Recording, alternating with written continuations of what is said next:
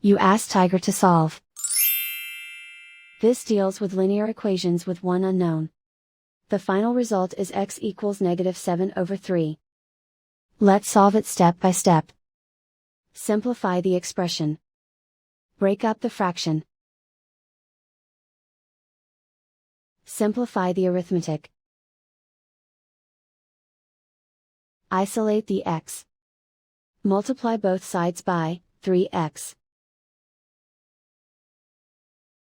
Expand the parentheses. Multiply the coefficients.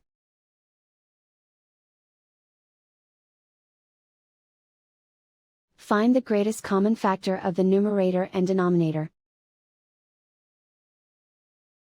Factor out and cancel the greatest common factor. Multiply by 0. Group all constants on the right side of the equation. Subtract 7 from both sides. Group like terms. Simplify the arithmetic.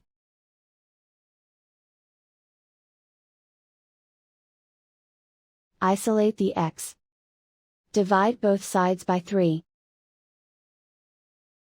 Simplify the fraction.